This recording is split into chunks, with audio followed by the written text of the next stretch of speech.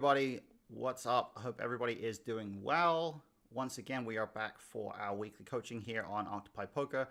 I had a short technical hitch, so I apologize for a few minutes delay in getting started. So, we're hopefully still on course to go with our usual time slot. I've been having a couple issues with getting Octopi to run correctly, as you can see. I am not sure exactly what's going on with this, so we're going to make sure that everything is running smoothly. And then we're going to dive into, here we go, a new tab, and so we should be all good. We're going to dive into some trainer exercises that are going to do two things. They're going to focus our energy on the topics that we've already been talking about recently when it comes to playing the top of our range. And we're also going to take advantage of some of the new functionality that exists in our trainer. Because as you guys will see, if you've been using the trainer lately, we have a variety of new options that are available that were not previously on board. So we have the option to choose the scenario that we play in a lot more detail. And we have a lot of opportunity to kind of vary the stack sizes that we play with and things like that, particularly with pre-flop scenarios. Now, we are still working on adding this functionality to post-flop. We're still working on making sure that the post-flop functionality and the post-flop spot selector can be as detailed as possible and can function in the way that you guys need it. But for now, we're going to put our energy into the pre-flop functionality and make sure that we have the ability to kind of understand the pre-flop dynamics of various spots in as much detail as possible. So what we're going to do is we're going to set up a spot here that is pretty representative of the type of spot that we've been looking at in our weekly challenges. We're going to go into a scenario that obviously reflects some of the... Oh, what is going on here? I hope I am still live. Let me just make sure that I'm not having too many issues here. Why am I not seeing what I'm supposed to see here? I can't see you guys anymore. I can't see the stream anymore. I can't see. Let me try this again. Let's go into Google Chrome. I hope that you guys are still hearing me and seeing me because I cannot see anything. I gotta make sure that I have the Chrome set up correctly here. Apologies for this, guys. Just gotta make sure that I am setting things up correctly. I think we should be good. Okay, so it's saying that I'm still live. Okay, cool. All right, perfect. Thank you, Nancy and Sports Fan. Appreciate the input there. I am glad you guys are still hearing me. I'm not sure what the hell was going on there, but I think we're all good as far as the stream goes. I think we still have everything up and running. So let's dive back in. I was saying we are going to be able to use the new spot selector, and we're also going to be able to continue focusing that energy on playing the top of our range in various spots. So we're going to start with just kind of exploring the new functionalities that we have.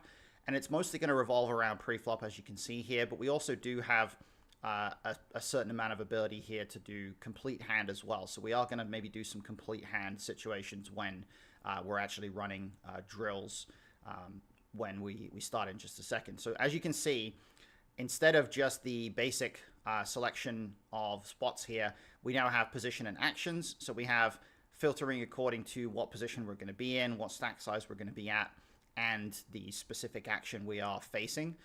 And we also have the ability to choose some specific common spots where we're playing against a certain position. So we have a bit more specificity there. And then we have custom spots. And this is the option that I really like here. It allows us to really be specific in how we set up drills and what type of spots we're going to be studying. So what I'm going to do is I'm going to, first of all, put the hand configuration in the territory that we wanted, which is going to be, we're going to look at the top of our range because we obviously have already kind of talked about top of the range being the focus for this month. We're then also going to just select our complete hand situations. We're going to go to custom spots, and then we're going to add a few specific types of situations. So first of all, we're going to select the stack depths that I think are basically the 4 stack depths that I tend to recommend people study, because they represent the full spectrum of types of spots that we can be in chip EV scenarios. So first of all, we're going to have, oh, actually looks like, okay, so if we're doing complete hand, we can't do all of them. So if we're just doing pre-flop, I'll just show you what that would look like. It would be 100, 60, 30, and 15. Now for complete hand, because we don't have the post-flop functionality for every stack depth, what we're going to do is we're going to go with 80, 40, and 20. So 3 stack sizes that do a pretty good job of representing the full scope of different spots. And since our focus is on late position, we're going to do a couple of different setups here. We're going to do cutoff versus big blind. We're going to do button versus big blind as well at 80. Complete hand folds to me, all of that, very good. Then we're going to do 40. We're going to do the same thing. So 40, button versus big blind. And then we're going to do 20, the same thing. So we're really going to be quite specific here in the types of spots that we're asking for. And we're going to keep adding some more here. What we're going to do is we're going to do 80 big blinds and then cutoff versus button. So we're going to give a couple of out of position spots here as well to make sure that we're not just covering those in position situations against the big blind. I could even add in position versus small blind here, but I feel like that might be getting a little bit too specific here. So we've got cutoff versus button, very clear. Cutoff versus big blind, button versus big blind. All of these types of scenarios. You know what? I'm going to throw some small blind stuff in there. So we're going to go 80 big blinds, cutoff versus small blind. We're going to do 40 big blinds, cutoff versus small blind, and we're going to do 20 big blinds, cutoff versus small blind. So we're really focused on button and cutoff here, and we're just going to dive into save and train. So this is going to give us a wide variety of different spots. We're really going to be able to focus on understanding the principles here, but also giving ourselves a ton of opportunity to really look at different scenarios that we maybe didn't have the level of detail on in the previous world, where we didn't have this new spot selector in play. So first spot, pocket jacks, very trivial raise, not really too complex of a spot here to begin with. But now we go to a flop, and now we get in this cutoff button formation a spot where the flop comes 8-8-6, and jacks is obviously a very strong hand here. We are at a pretty low SPR. So one of the main things that we're going to have to keep in mind here is that our stack off threshold for this SPR is certainly not going to be particularly high. We are going to be in a spot where it's completely reasonable for us to stack off with a lot of pocket pairs here. And as a result, one second. Got to stay hydrated. As a result, I would expect that our c-bet frequency is going to be higher than what you might anticipate in a spot like this. We are going to have a wider stack off threshold, and that's going to lead to a higher level of aggression overall. So I would start by thinking probably the size that's going to make the most sense here is going to be the 3 big blind size, the half pot size. And I think with this particular hand combo, it would probably be a very reasonable approach here. So let's see. We do bet. Oh, okay. So looks like we don't do a lot of large betting here. So it's actually the smaller size that is preferred, and probably not as aggressive as I would have thought either. I would think maybe what might be happening here is just a product of the trapping that's going on. You can see that pre-flop, the button here at 20 is trapping aces and kings quite a bit. They don't have a lot of 8x. They don't have a lot of pocket pairs, but they do have, some of those strong-ish broadways here. Really, I think if this was 9-9-6, we would definitely see some different stuff going on, because they have a lot more of that suited 9x stuff in range here. So not a mistake by any means that we made there, but certainly a spot where it looks like the smaller size is a little bit more favored. Now we do get called and the turn's a 10. In this particular spot, again, we have to think about the top of our range here and what it wants to do.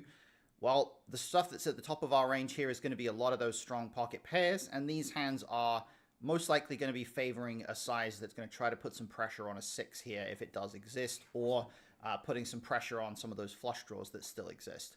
I would anticipate that maybe this might be one of those kind of weird spots where we bet 6.5, even though we only have like 15 behind. It's probably not a shove spot, I wouldn't think. And I would be very confident it's not, we're not betting 10 with only 15 behind. I think I'm going to bet small. I think the small size seems pretty good here. Oh, it's a slight mistake. Very slight mistake. Okay, bet 6.5 maybe. Okay, so yeah, it's kind of one of those medium spots. Oh, there is some shoving. That's kind of funny. Jacks is basically like the only hand that wants to jam here. When we jam, we have like jacks and ace 7 of diamonds specifically, pretty much. Like a really, really narrow jamming range. Very interesting. But we do get called, and now we have third pot behind on river, so this is a pretty trivial shove, I think. Yeah, 100% shove there, just looking to get stacks in with jacks. And it's, in fact, jacks is actually a pretty high-frequency hand in our range at this point. It's one of the hands that takes this line at a high-ish frequency here. So interesting spot there, but probably not as aggressive of a spot on the flop as I would have thought, and it mostly comes down to, I think, those traps existing from the button there. So now we get another 20 big blind cutoff button spot, or 20 big blind cutoff spot in particular. May not be a button spot. Button does fold, small blind folds, and now we go up against big blind. So once again, we're pretty shallow here. And when we have kings, of course, we're going to have a lot of opportunity to stack off post-flop.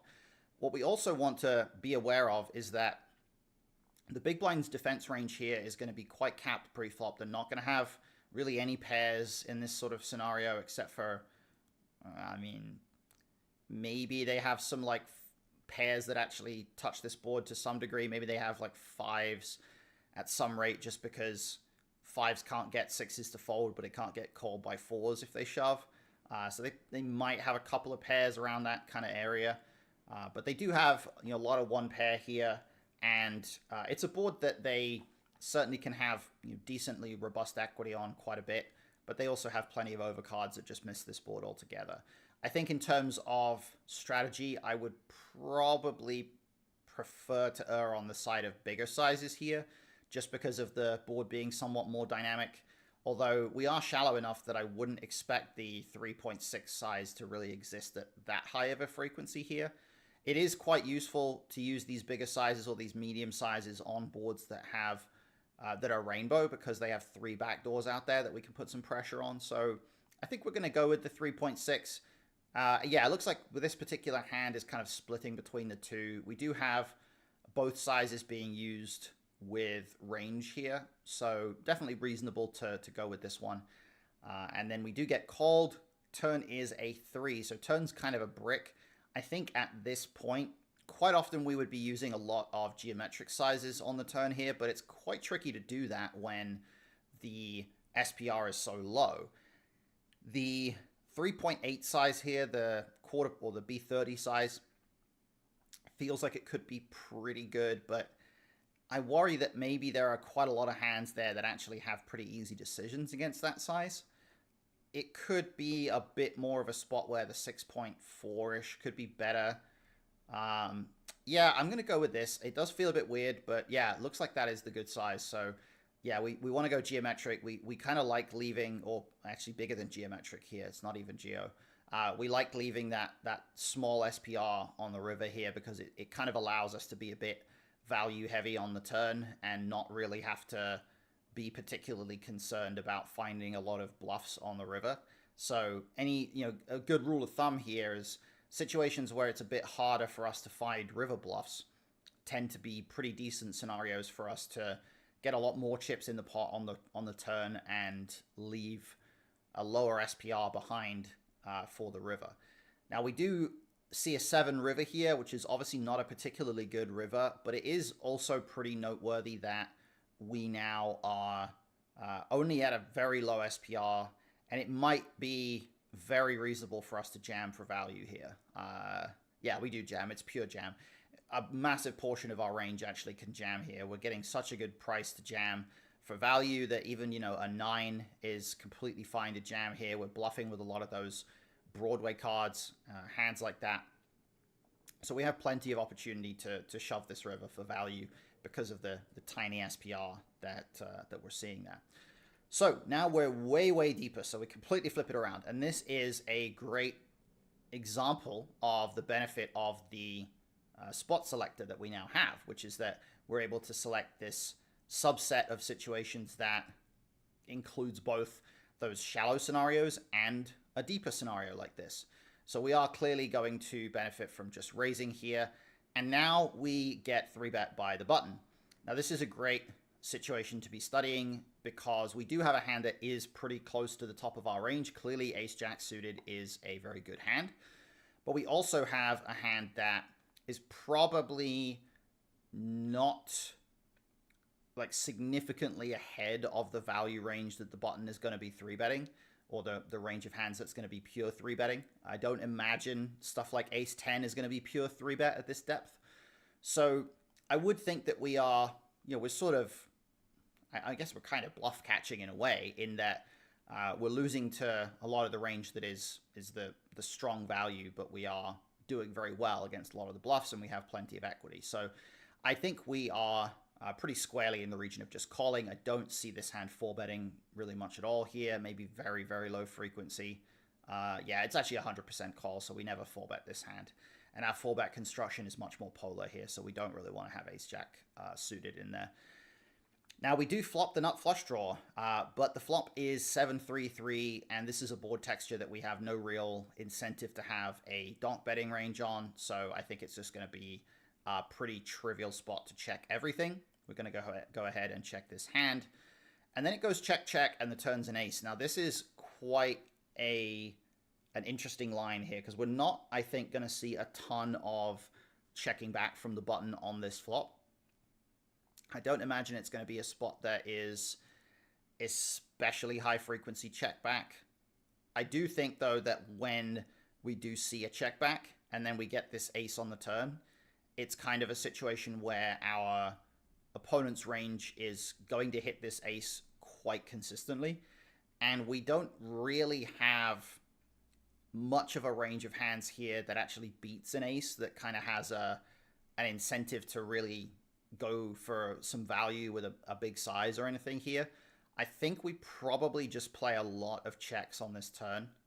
If it was 7-7-3, maybe we would have, some 7x hands that bet big on the turn to get called by an ace. But as it is, you can see we actually just play, not only do we play pure check with our hand, but we also actually play pure check with our range. We don't do any betting on this turn at all. Now, it does go check, check again here, and the river is another ace. So this is a very weird run out. Obviously, it's a run out that is going to be very low frequency, or it's going to be I suppose it's going to be specifically a betting line that's very low frequency, because of the fact that we did see a turn card that was ostensibly very good for villain's range, but they also found a check back. They found a passive line. Now, I think for the most part, when they do find that kind of line, they're not going to have a lot of ace-x themselves. But because we checked our entire range on the turn, we're going to have plenty of ace-x as well.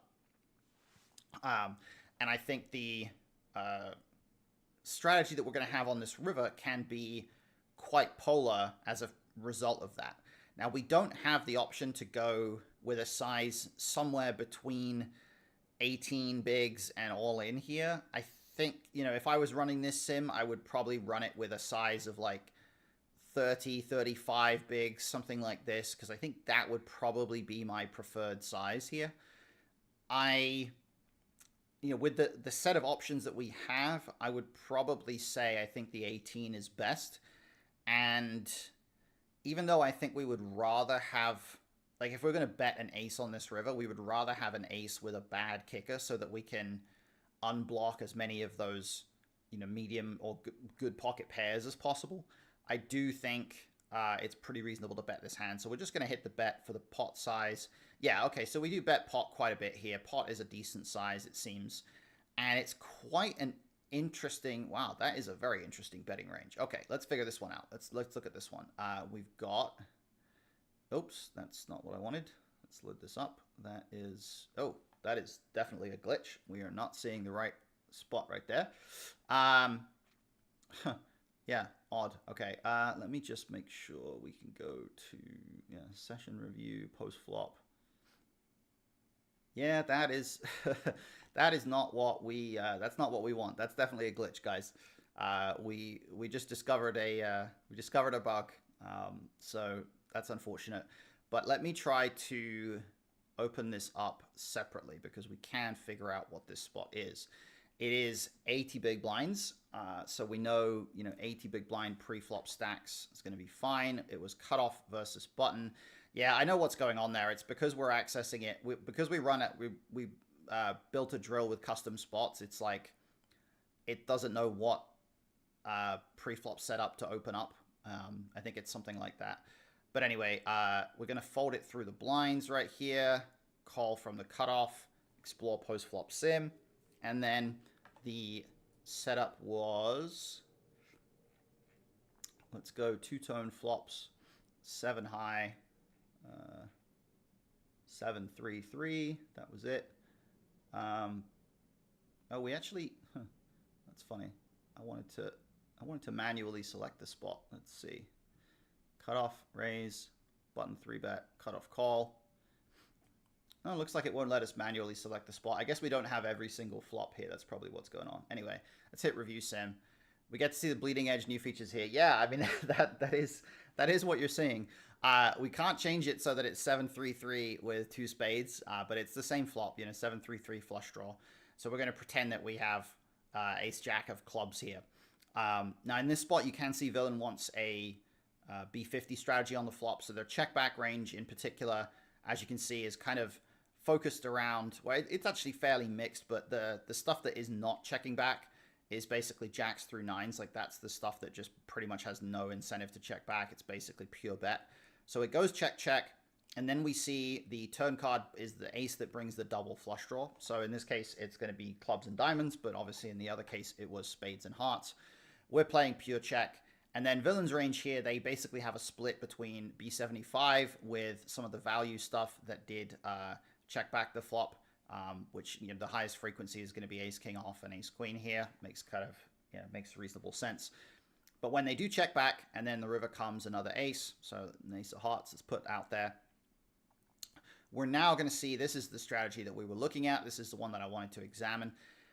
And the stuff that's the most interesting for me about this spot is the fact that we have some stuff like 10s, 9s, and 8s that is betting here. That is the kind of area that I thought was a little bit surprising. What I want to do is I'm going to quickly go to ignore weight so that we can just see the range map in its entirety here. And I'm also going to filter for specifically the 2 parts of the range. So we're going to look at the value end, which, as you can see, the value range actually does begin pretty much with pocket 8s. Pocket 8s is strong enough here that it is in that value category. And then we've got the other end of the range here, which is going to be the bluffs, of course, and it starts pretty much around here. And you can see it's a lot of jack high, 10 high, 9-8, 5-4, some weaker hands like that. Now, if we want to highlight why pocket 8s or 9s might have reason to bet, we can take a look at villain's response to this bet. And in fact, what it comes down to is take a look at the fact that they're calling anytime they have a 7 here at a pretty decent rate. And take a look at the fact that they're also supposed to call some king high and even a little tiny bit of queen high, which is kind of crazy here. But they are actually supposed to call with plenty of hands that are worse than pocket 8s. And that is exactly why pocket 8s is able to function as a value bet here. So a clear representation of the fact that with this B100 size, 8s is strong enough to get some value in this spot. So very interesting scenario. And we did pretty okay with the ace jack suited. So we're just going to move on and we're going to go to our next spot. Now we're once again back to 20 big blinds here and we have pocket 10s. So again, we're going to min raise, pretty trivial spot at this point. Then we get a jack 9-6 all spades board texture. And these boards are really tricky. This kind of formation, this is going to be one where button does have a lot of suited stuff that flats pre-flop. They're not going to have as many pairs. So a monotone board here is going to be one that gives them, slightly more flushes than what they normally would have in a lot of spots. So I think we're going to play this one pretty cautiously. I think we're going to come with a check. And yeah, it is actually a range check here. So we're fine with the check here. We face a small bet. I think tens has a pretty trivial call at this point. I don't think we have any reason to do anything else. King on the turn. We're going to check again. We're not going to donk bet this card. And then a king on the river as well. Now, we do at this point have a pretty strong hand. We obviously lose to a jack, which does still exist in villain's range. It does still, it is still the case that obviously we are going to lose sometimes here. I think the question that I would be thinking about here is, do we win against like a 9 often enough that we can actually value bet occasionally here? That is, I think, an ambiguous question. I think the answer to that is kind of unclear to me. I think I prefer a check just because the block size doesn't seem to function that much. Yeah, okay, so we do check this hand, and we don't really have a lot of block betting here. We don't really have the block size as part of our strategy, and I think it is because the button isn't likely to have a lot of the 9x here. It's not likely to be the case that that 9x is present enough for us to get some value from that. So that was a pretty nice little spot we saw there. Now we've got another 80 big blind spot, except this is now button versus blind. So we're no longer playing button versus cutoff, and we are on the deeper side. And King Jack suited, it's noteworthy that, we highlighted sort of 85th percentile and up of the pre-flop range, and King Jack suited is very much in there. King Jack suited is very much a good hand here. It's a hand towards the top of our range, so we want to treat it accordingly. We want to treat it in such a way that we recognize that King Jack suited is a strong hand here. The size options that we have, because we are deeper, we have this B25, B75, and B125 setup. So we have 3 different options, including an overbet. And in terms of this particular flop texture, 7-4 deuce rainbow, I would be pretty confident that there would be a lot of big betting on this board texture. And the reason for that would be that we are basically facing a scenario where the big blind can never have an offsuit 2 pair here, which has a pretty big impact on the overall strength of their range. They don't have 7-4 off, 7 deuce off, or 4 deuce off, which means that generally it's going to be very, very comfortable for our overpairs to shovel in a lot of chips. So I would think we go with a big bet. And when it comes to evaluating this specific hand combo, we want to think about, if we're going to use a big bet size, do we have the ability to get better hands to fold or worse hands to call? And I don't think we get enough better hands to fold here to offset the fact that we don't have a backdoor. We don't have any kind of backdoor straight draw or anything either. I think I'm more inclined to check with King Jack. Okay, yeah, I mean, we have a little bit of small betting as well here. But yeah, King Jack of hearts is not really a high frequency big bet. We prefer to have those combos that have some sort of backdoor that wraps the 7, or not even really wrapping the 7, but kind of having overcards to the 7 plus, backdoor straight draw of some kind. So we've got like the queen highs, the jack highs, 10 highs. I guess even queen jack doesn't really wrap the 7, but it does have the ability to get hands like king jack to fold, which is obviously a benefit. And then we also have some of the lower card hands that are a bit more on the obscure side. Like we have stuff like 9-5 suited that's bluffing that flop. We have 10-5 suited, 10-6 suited, some stuff like that. So checking back with the king jack seems completely reasonable here. And then we do see a 5 on the turn, which is not a great card for our range. Pretty decent card for big blind, does give them some more pairs, some more 2 pairs, and so on. And of course, a straight is out there now. And we face this kind of medium to large-ish sort of bet. So I think this hand is a pretty trivial fold. And we end up losing to a bluff, but that's okay. So now we're deep again, and we have queens. We're going to open this one. Let's see who responds. And it is the big blind. And we actually flopped a boat. Okay. So this is a great example of playing the top of our range, right? That's the topic here. That's the concept that we're focused on. We flop the absolute nuts, and I think the starting, well, not quite the absolute nuts. I guess we could have king queen or quad kings, but we flop essentially the nuts.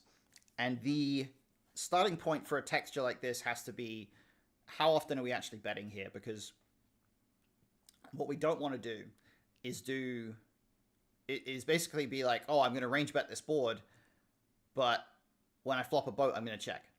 So it's like we're range betting except for flopping a boat. And I think that this is kind of a trap that people do fall into sometimes. I expect that we probably are range betting here, and it's certainly, as a paired board, it's not going to be a big bet board. So I think we're just going to hit the small bet. Yeah, as you can see, very, very trivial, small bet, entire range. Really simple, really straightforward spot there. So king, king, queen, nice little easy board for us. We get called, and the turn is an ace of diamonds. Now, this does complete a straight, obviously. We would expect that Jack 10 would have no reason to ever fold the flop, obviously. It would probably check raise at some frequency. I think we also get called by some ace highs on the flop, which means that villain does make top pair occasionally as well. But we aren't up against a range that contains a ton of king X, because I would imagine king X check raises flops quite a bit here as well. So I would imagine that strategy-wise, we're probably looking at a situation where we would want to have a reasonably big bet size here to put some of that ace X under pressure. And that kind of makes me feel like the 10.5 size feels a little bit better. It could be that we go 6 here. It could be that we go the B. It looks like that's kind of B67 here. It could be that we go with that to just kind of target a queen, but then we have 2 queens in our hand. I would say, yeah, I think I'm going to go 10.5. Let's see. Oh, no, slight mistake. Okay, small mistake. What about the 6? Let's go the 6. Ooh, interesting. Okay, so it's actually not even, it's not even the 6 big blind size that is necessarily like the perfect size here. We actually have a little bit of that really big size for the 160%, which is very interesting. If we look at the strategy, the pocket queens actually prefers going even bigger than the B115 here, the 10.5 big blind size. And I would imagine that is not only to target an ace, but actually probably to target a weak king in this spot. So to really put a weak king in a difficult situation. We're also, very interestingly here, bluffing with some combos of pocket jacks and pocket tens. And I think this is a spot that people really don't find those bluffs. Like, I do not think we're going to see very many players finding those bluffs with the pocket pair combos that double block the straight draws here. Double block the straight itself. So that's a really interesting one. So very mixed kind of a strategy, lots of checking, but also lots of different sizes being used. We did bet the 70% size on the turn, and then we get a 7 river and villain donk bets. This has to be a super low frequency line here. Just the line where we barrel the turn and then villain finds a donk on the river. It doesn't seem like that's going to happen very much, certainly on a brick like this. But it is a pretty small donk, and clearly we have a very good hand. I think the main question is, do we have a strategy that uses a small raise size here, or do we simply use the shove size? And I don't think we really have much reason to use the 38 big blind size. I think we probably have 2 sizes. And the reason I say that is because we certainly have hands that are strong enough here that they want to raise, but they don't necessarily want to play for stacks. And I think that would be like a strong king. A strong king doesn't really want to just rip it all in here, because it's hard to get called by worse, but it does want to raise. And then we also have boats and maybe straights that might just want to rip. So I think with queens, I kind of feel more inclined to just shove, but I think there would probably be 2 sizes in the strategy here. Okay, yeah, I think we got it right. All right, that's cool. That's cool. Oh, again, it won't let us select it properly. So that is definitely a bug I'm going to have to raise on our Discord. Would guess shove after seeing that recommended turn strategy. Yeah, I think so. I think we do have, as you can see here, if we hover over it, we do have, we have that King X region that is sometimes raising to the 50% size. Not a high frequency, but it is in there. And then we also have those boats. We have the King 7, we have the King Queen, aces, ace King. We also have the straight for Jack 10. And then a lot of our bluffs are going to be some 10x, some stuff like 10-7, Jack 7. That stuff is going to make a lot of sense as a good bluff jam here as well. So we did find a good shove with pocket queens, pretty reasonable line there, again with one of our stronger hands. So this one, we're on the button again at 80. We haven't been dealt any 40 big blind spots. Obviously, that's just variance here. But we do get now called by the big blind. This is another scenario where I would expect big bet to be good. In fact, this is pretty much a perfect candidate for this 8 big blind size. I would be very confident we're doing that a lot here. 983. Okay, so we're actually kind of mixing the 125 and the 75. So it's not quite we're not leaning quite as much into the 125 as I would have perhaps thought, and I think that's going to be because 9-8 offsuit is actually in the big blinds range. That is going to make some difference here. Even though 8-3 and 9-3 are not, 9-8 is in there. So we kind of moderate our sizing a bit based on that. But the overbet is okay here. Queens is pure bet on this flop. And then we see this 7 turn. Now, this is a turn that when villain check calls an overbet on the flop, their range is quite condensed. It's quite focused around a lot of hands that interact with this board texture. And then when this turn card comes out, obviously that is going to improve some of those hands at some frequency as well. So I don't imagine this is going to be a particularly great turn card for us as far as range goes. And I think that sizing-wise, I would be surprised if we use the 28 here for sure, because that's really big with the SPR that we have. I wouldn't be shocked if we used the 19, the 18.91. In all honesty, like, I kind of feel like in-game, I would pick some sort of a size that's somewhere between the 6.83 and the 18.91. Like, I would pick like 10 or 12 maybe as a size. But I think I'm going to kind of go with the 18.9. Yeah, we do still have a pretty strong hand. Queens is not in rough shape here, and it looks like 18.9 is actually kind of the preferred size here. So we don't want to go too big. Don't want to go too small, pretty moderate sort of a size. And then we get this 6 river. Now, the SPR on the river is still high enough that shoving is not kind of the same situation as we previously saw when we had pocket kings and we were shoving for like 1/3 pot on a 4 straight board. We're not getting anywhere near the kind of price that we were in that spot here. So it's pretty tricky to think about shoving for value here. And it's also, I don't even necessarily think it's particularly ideal to go with the 30 big blind size, like the smaller half pot size, specifically because there's a lot of downside to reopening the action in spots like this. We have to be really confident that we're going to get some value at a decent frequency in order to reopen. And I don't think we're that confident here. So I think we probably just check. And yeah, this hand is actually 100% check. As you can see, our jamming range on the river is basically just a 10 for value. We have enough 10x that we certainly can have a pretty decent jamming frequency here, but the actual value range is just a 10. There's a tiny bit of 6-5 in there, but it doesn't feel like a 5 is shoving the river that often. Even like pocket 3s is actually shoving the river for value a little bit here, but that's going to be a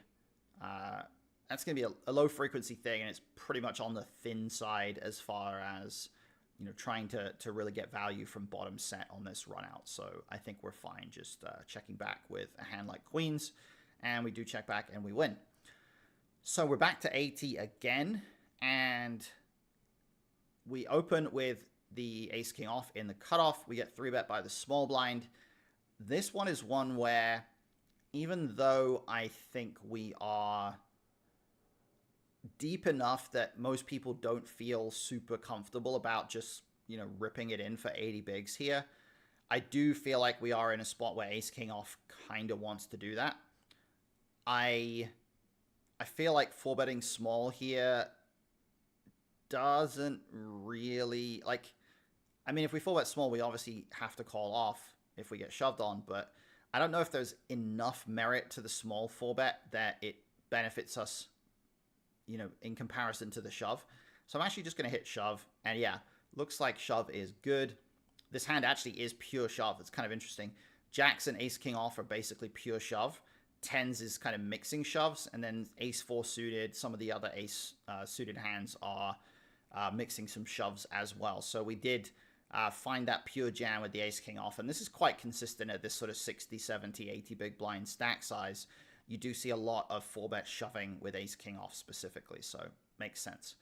Okay, 80 again. We have kings, and we get flatted by the button. So we get this 8-8-6 flop again, and of course this is a completely different scenario now, right? It's the same flop, except we're 4 times the SPR as we were, 4 times the SPR as we were earlier on. So I would think here the important variable, or one of the important variables, is that the button is going to have a lot more 8x in their range. They're also going to have a lot more pocket pairs. And the amount of 8x that exists is probably not going to be so high that it makes it really difficult or restricted as far as our ability to value bet pocket pairs here. I don't imagine we're going to be like range checking or anything. So I do kind of like the B66 size. I'm going to go with that here. Oh, slight mistake. Okay. Small bet, maybe? Okay. Wow, interesting. Okay, so this is not what I expected. I did not expect to see a lot of small bet here. I would imagine this is just a product of the width of the ranges combined with the depth of the stacks. Kings is a reasonable small bet hand, as we can see, and the range-wise, the small bet is just kind of being mixed with a lot of different hands. It looks like we actually are checking, probably a higher frequency than I would have expected here. So interesting spot from that perspective. We do bet small and we get raised. Now, I think this is a spot where theory and practice are going to start to diverge a little bit, because our opponent is supposed to be raising some pocket pairs here. All three same EV. Yeah, I mean, it just basically means that the solver has established that with this specific hand, there are different options available, and what you're actually kind of seeing is that the decimal point, like the actual difference between small bet and bigger bet, that is creating why the range is going with the small bet. It's because there's a sort of micro level difference there that goes beyond 2 decimal places here. And what you really want is to make sure that the strategy that you're taking, even though you're not losing any EV by betting big, if the strategy that you're taking is going to not sort of match up with your entire range, if it's not going to fit with the range that you're playing, then it's going to lead you into kind of dangerous pathways later in the hand.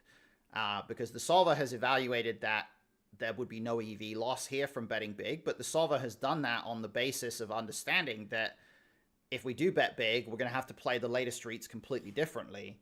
And even then, there might be certain later street scenarios that have significantly lower EV for us if we did bet bigger on the flop. So I think it's always just worth noting that even if it may not be a significant error to use a different size on the flop with an individual hand, you don't want to use a sizing that doesn't fit with your range. So, you're betting big with kings and you're betting small or checking with everything else, right? That's kind of an important error to avoid. Cool. Yeah, no worries. Glad that the explanation helped. So button is going to be raising some pocket pairs, I think, here in theory. I don't expect we have much reason to like click it back and re-raise again here. I mean, we might, but I feel like we probably just call. No, there's some clicking back. There's some like small clickbacks. That's kind of interesting. Surprising amount, actually. I'm definitely surprised by how many of those there are in that strategy there, but obviously calling is fine. We're never folding. Turn is a 5 of hearts, so double flush draw now. It does complete 7-9. which is in both players' ranges. Pocket fives is also maybe in each player's range at like a super low frequency. Other than that, doesn't really change anything. Does bring double flush draw out there. I don't think we're going to lead here at all. Yeah, we did play range check. I don't think we're going to raise here at all either, so we're just going to call with pocket kings. We do have some raises, but it's mostly just built around a strong 8 or 9-7, which I think makes sense there. And then we get a 10 on the river. Again, I don't think we're going to do any donking here. Oh, wow. Okay, I stand corrected. We are doing a small amount of donking. And in fact, pocket kings very specifically has a decent donk frequency. That is kind of surprising. I would expect that that is to maybe get an additional bit of value from jacks, nines, stuff like that. That might make some sense there. So yeah, that's a little surprising. Definitely a little surprising there, but not really a huge error. As you can see here, the EV of the donk bet and the EV of the check are exactly the same with this hand, which is why it's mixing the two.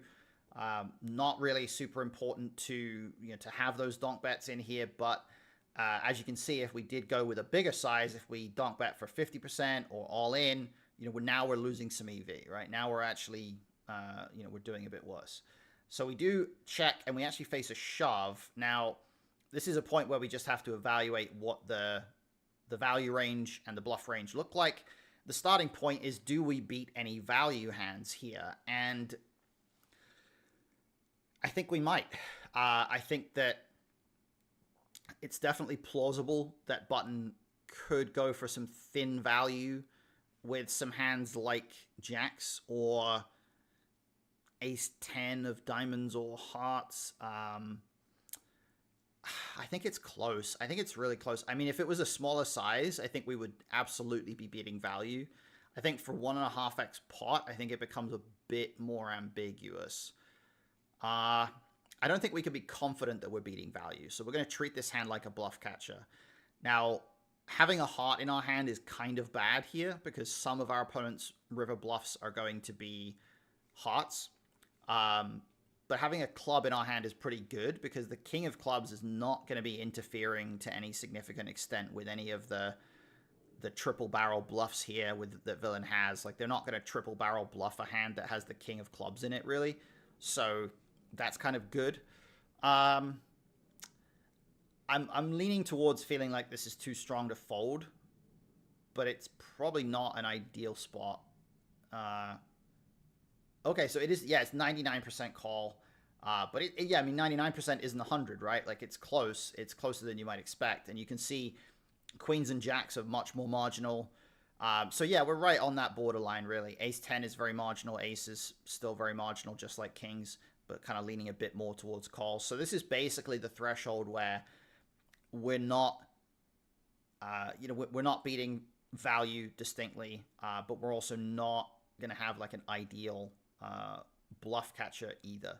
So this is a good spot to just kind of be aware of that and be aware that the properties of our, or the bluff catching properties of our hand here are not ideal. They're not going to be, they're not going to be favoring kind of just pure call every single time here. Some other hands, like if we had like 8-9 of clubs or something, like we beat value there, or we maybe beat some value, but we also have a straight blocker. That's going to be particularly important. So villain does end up having 7-9 of clubs. Not a great spot for us. We lose to a straight. But I think that is a decent spot to wrap it for today. So we went through a bunch of hands where we had a lot of pocket pairs, and this is hopefully giving us a bit more of a perspective on how to play some of these strong pre-flop hands across multiple streets post. And in particular, you guys could see today that we have these new functionalities on the trainer here that you can use to really dig into some more spots in more detail and to really be selective and specific about the types of situations that you're studying. So we're going to continue using these functions going forward. And of course, I'm going to get these bugs fixed as well. So that is going to be our endpoint for today. I will be obviously available on Discord all week as usual for you guys to get some feedback and some insight. glad to hear it was helpful, guys. Thank you. Appreciate you being here. And like I say, I'll be around on Discord for any questions that you might have. So I will see you all next week. And in the meantime, good luck, everyone. Crush those tournaments, and we'll talk soon. Thanks.